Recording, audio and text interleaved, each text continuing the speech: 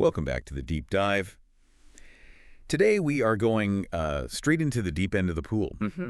And I mean, probably the part of the pool where you're just treading water at 2 in the morning, wondering why you can't seem to swim as fast as everyone else. Yeah. We're talking about that very specific kind of gnawing feeling that whispers, you should be further along by now.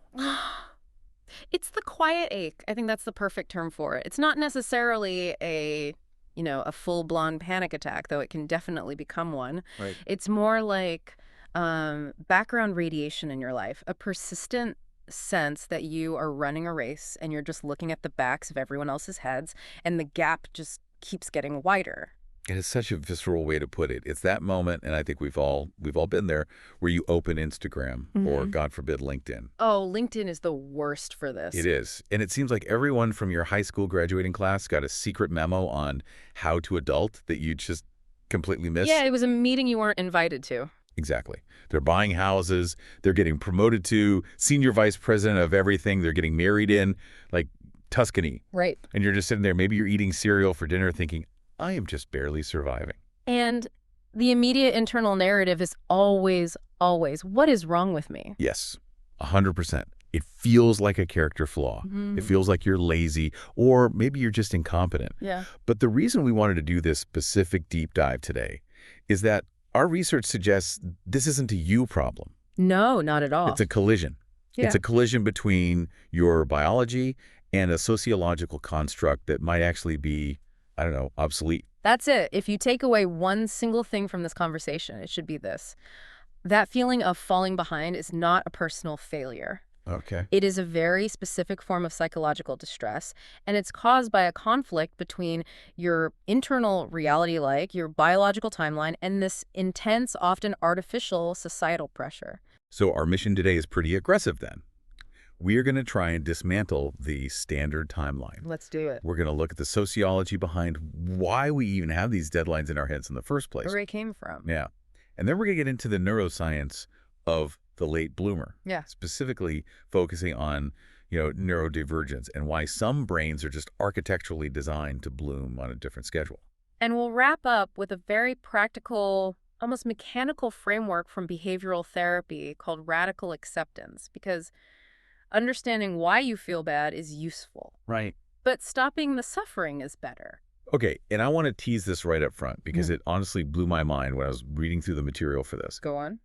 There is a strong scientific argument to be made that late bloomers, the very people who feel like failures right now, often end up with higher life satisfaction, more resilience, and even better leadership skills than the people who were early achievers. It's the slingshot effect. We will definitely get there. But first, I think we have to name the enemy. Let's do it. We can't fight a ghost. We have to look at this concept of the social clock. Yeah. I always thought this was just, a metaphor people use, like biological clock, but it's actually a real academic term, isn't it? It is. It's a foundational concept in social psychology, and it was coined way back in the 1960s by a researcher named Bernice Newgarden. The 60s? Wow. Yeah, so this is not a new anxiety. She was looking at how societies organize themselves, and she realized that every culture has this prescriptive timetable for major life events. Prescriptive meaning like a rule book. Sort of, but an unspoken one. There is a culturally defined right time to graduate, a right time to get married, a right time to buy a home, and a right time to retire. But nobody actually hands you a schedule when you turn 18. No. It's not written down in the Constitution or something. And that's the insidious part. It's implicit. Newgarden called them age norms.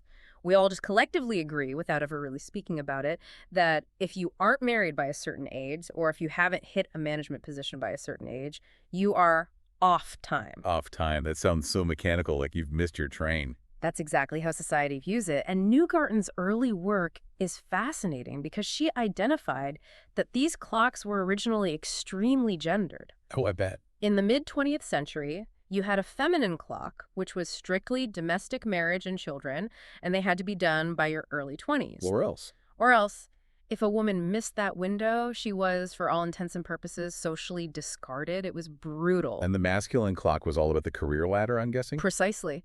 The masculine clock was about resource acquisition and status. If a man wasn't climbing that ladder by 25 or 30, he was viewed as, unreliable or defective in some way. Okay, so that was the 60s. But I think some people listening might be thinking, well, that was then. We're in the 2020s. We're modern. We don't care about that stuff I anymore. think so, right. But we do. I mean, the timelines have shifted a bit. Maybe we get married a little later. But the pressure to stick to the timeline feels just as heavy. I'd argue it's even heavier. Why do you think that is? Well, a sociologist named Zygmunt Bauman calls our current era liquid modernity. The old structures are dissolving. Jobs aren't for life, relationships are more fluid, but the expectations of success haven't dissolved with them. They've just morphed. They've morphed, so now you have all the pressure of the social clock, but without the guarantee of a stable career ladder or a clear path. It is a perfect recipe for high anxiety. But why does it hurt so much? That's the thing I can't get past. If I know logically that liquid modernity means the rules are all made up, why do I physically feel like I'm dying when I see someone else succeed? Because your brain doesn't know about liquid modernity. Your brain is still running on the software of a hunter-gatherer tribe. This is where evolutionary psychology comes in. For the vast, vast majority of human history, being in sync with your tribe was the only way you survived. Right, safety in numbers and all that. It was more than just numbers. It was about predictability and contribution. If you were off time, if you weren't hitting the developmental milestones that allowed you to contribute to the hunt or the harvest, you became a burden. And burdens get left behind. Burdens get left behind. So when I feel inadequate because I don't own a house, my brain is actually translating that as the tribe is going to exile you and you are going to be eaten by a saber-toothed tiger. In a very real neurobiological sense, yes. That's not an exaggeration. We are hardwired to compare ourselves to others as a survival mechanism. It's a safety check. So it's asking, am I fitting in? Am I safe? Exactly. And when the answer is no, you are different, the brain triggers the same stress pathways, the same cortisol and adrenaline, as if you were facing a physical danger. There's a term for this in the literature that I absolutely love. Well, I hate the feeling, but I love the term. It's social jet lag. It's a brilliant descriptor, isn't it? Think about physical jet lag.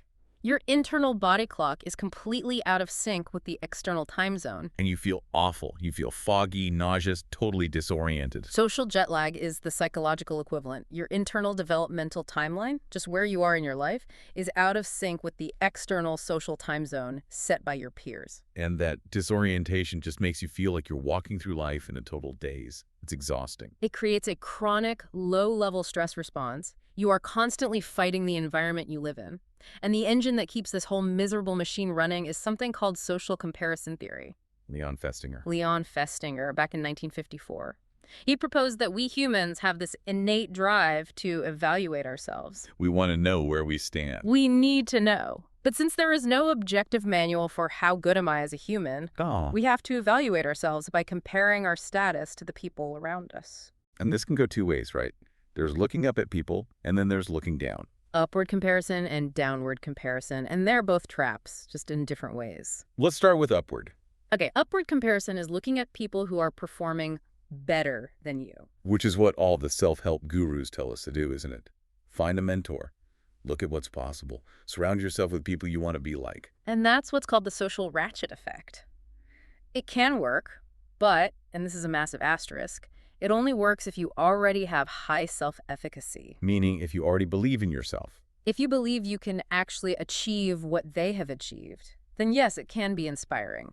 But if you are already suffering from social jet lag, if you already feel behind, then it just pours salt in the wound. Upward comparison doesn't inspire you. It confirms your worst fears about yourself. It confirms the internal narrative that you're a loser. It triggers what some psychologists call comparison depression. You look at the massive gap between you and them, and instead of seeing a path forward, you just see a canyon you can never cross. Okay, so that's miserable.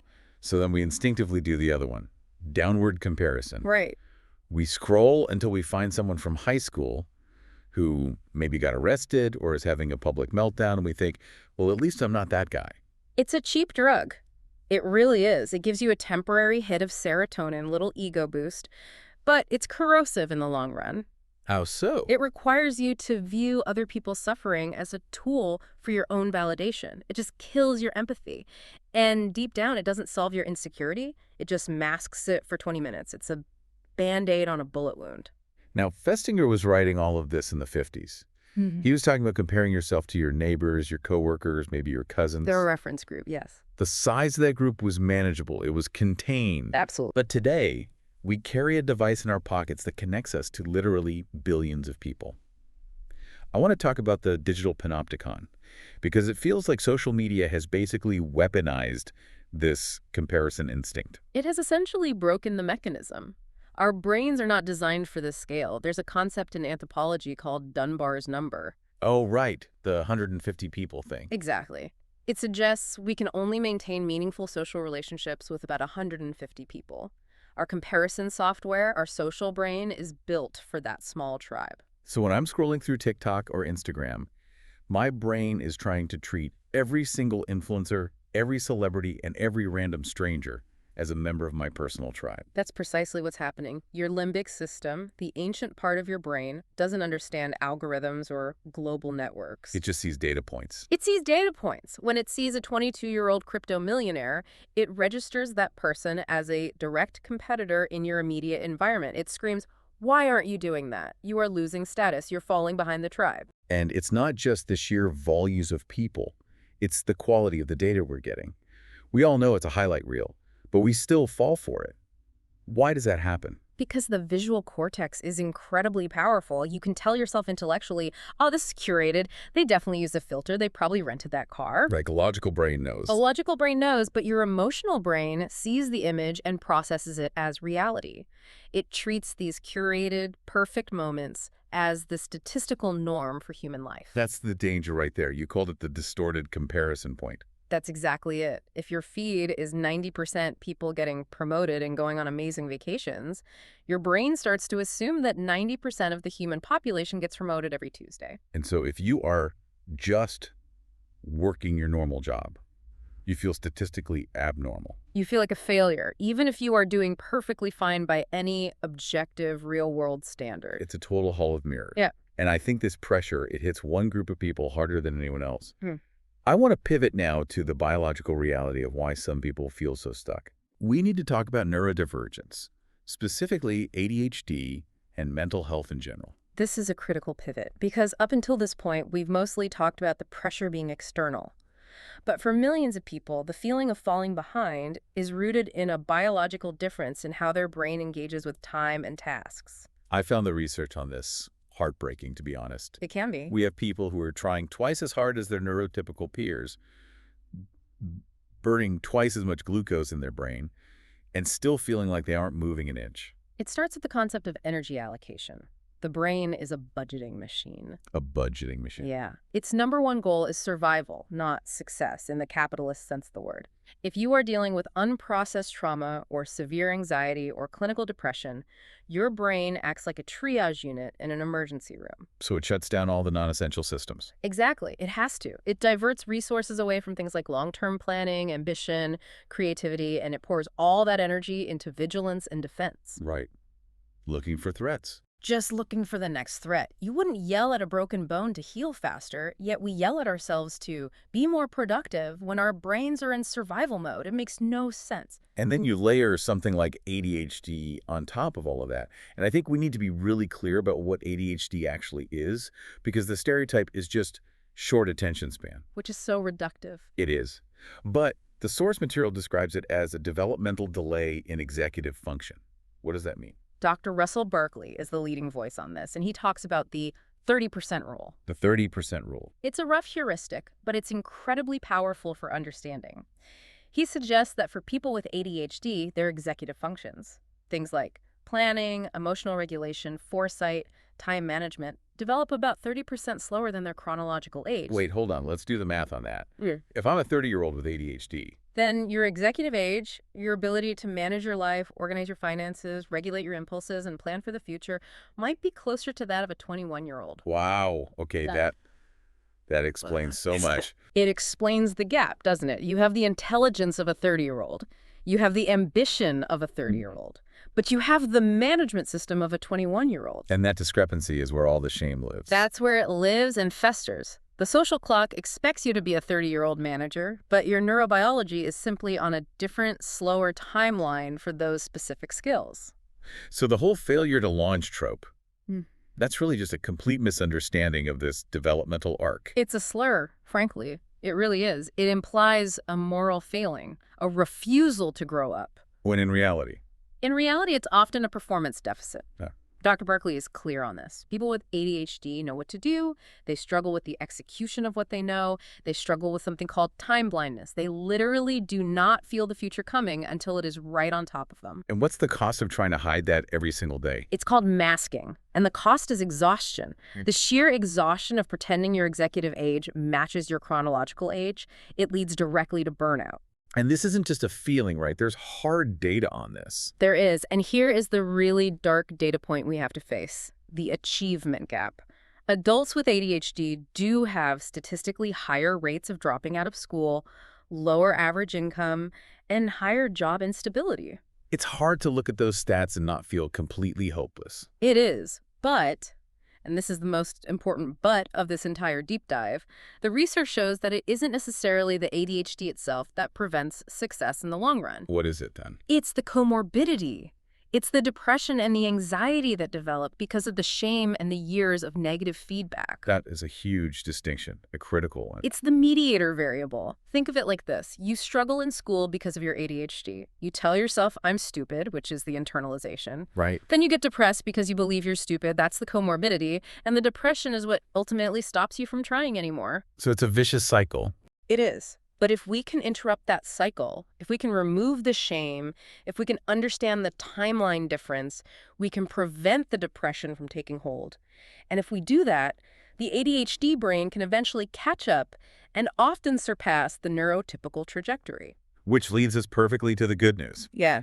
Because if you are listening to this and feeling heavy, we are about to flip the entire script. Yes, we are. We're going to talk about the science and the power of the late bloomer. This is where we challenge the fundamental premise that early equals better. We have this cultural obsession with the 30 under 30 lists. Oh, yeah. You know, Mozart writing symphonies at 5, Mark Zuckerberg starting Facebook in his college dorm room.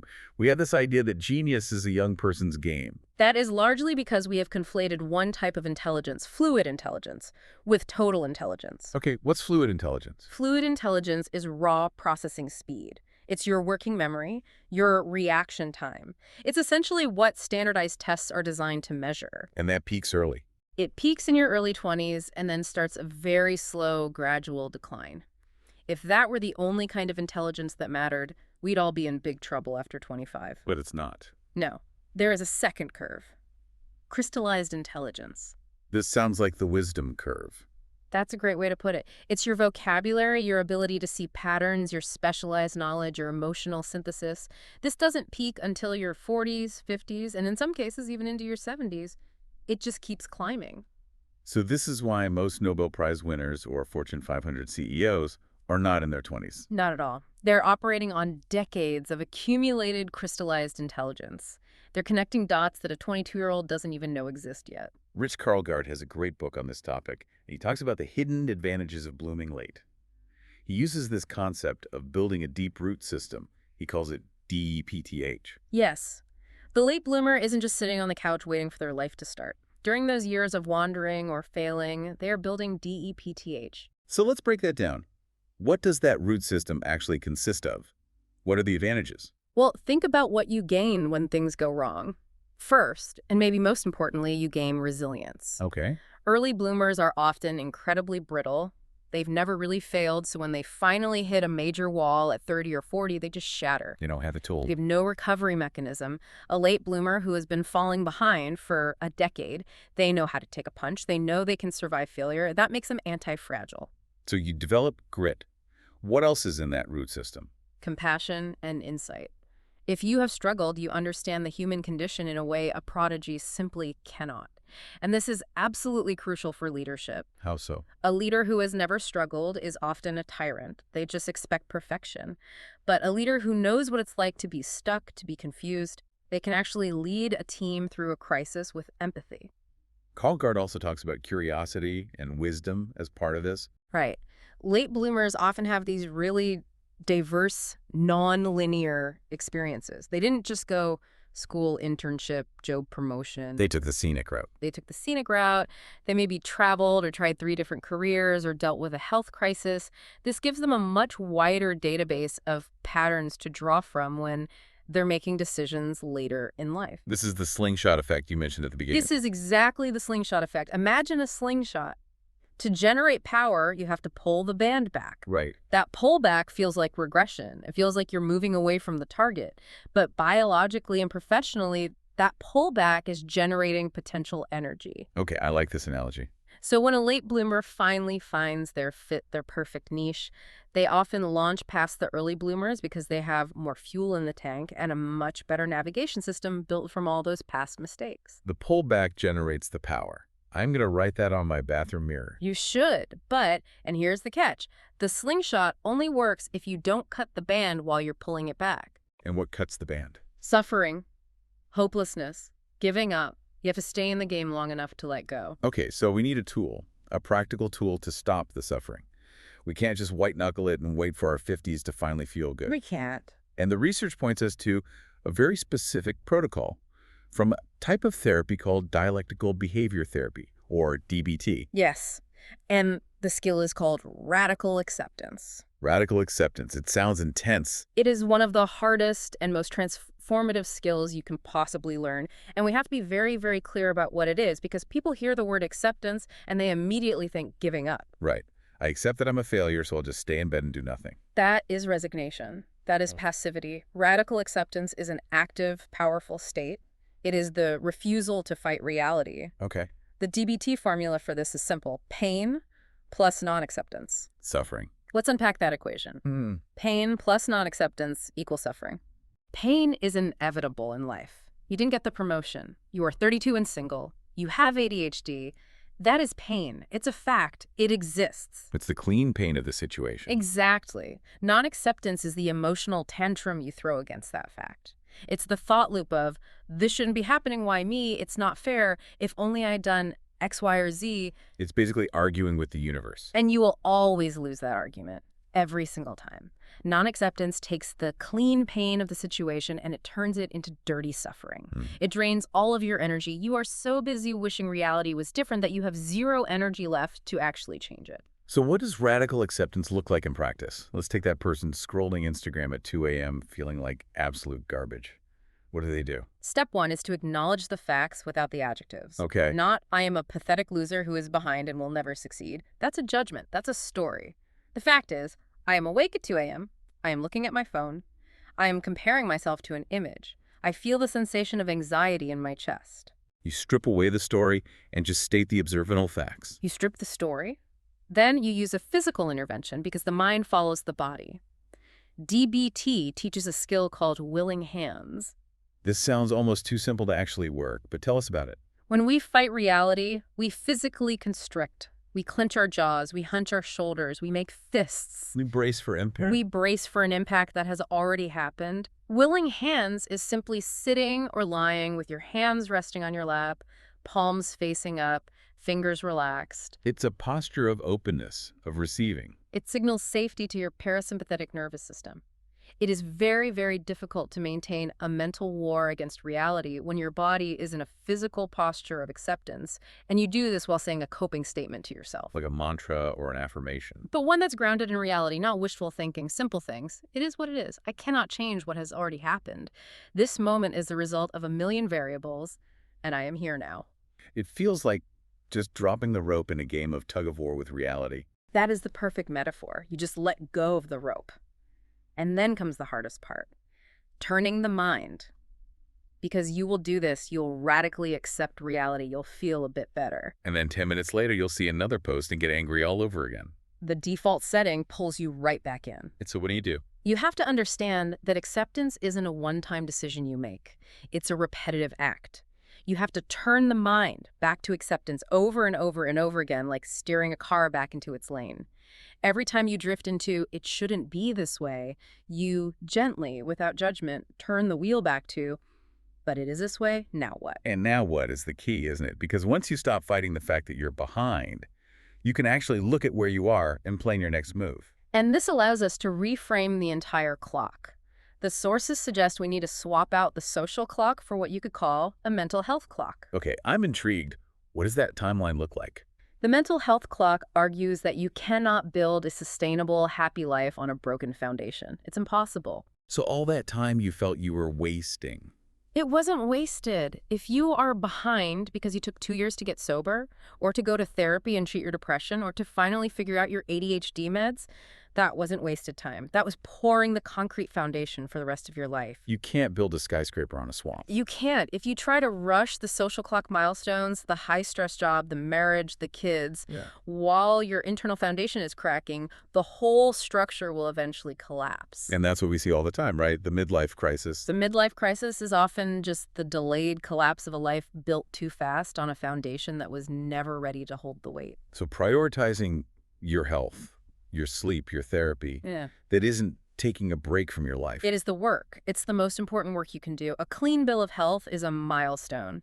Emotional regulation is a milestone. Knowing who you truly are is a milestone. They just don't give out medals for those on LinkedIn. No, but they are the only ones that actually let you sleep at night. That's powerful. It's the truth. We've covered a massive amount of ground today. From, the 1960s gendered clocks of Bernice Newgarden All the way to the 30% rule of ADHD development. and the physics of the slingshot effect. It's a lot. And the thread connecting it all is compassion. It's self-compassion. The social clock is a construct. It's a myth. The social comparison instinct is a glitch in our old evolutionary software. And the feeling of being late is often just a profound misunderstanding of your own biological arc. We usually end with a takeaway, but today I want to end with a question. It's a question you posed to me before we started recording because I think it's the perfect antidote to that quiet ache. The challenge is this. We spend so much of our energy trying to catch up to a ghost. A ghost. We are trying to become the version of ourselves that would have existed if we hadn't had ADHD, or if we hadn't had that trauma, or if we hadn't made those specific mistakes. But that person doesn't exist. That person is a fantasy, a complete fiction. And chasing a fantasy will always, always leave you exhausted and feeling like a failure. So the question is, The question is, if you stopped trying to be that ghost, who could you become right now with the life you actually have? The pause you are in isn't a mistake. You aren't falling behind. You're building a root system. And when you do launch, you will have a depth and a wisdom that the early bloomers can only dream of. you're not behind. You're just becoming. You're just becoming. Thank you for diving deep with us. Be kind to your timeline. We'll see you next time.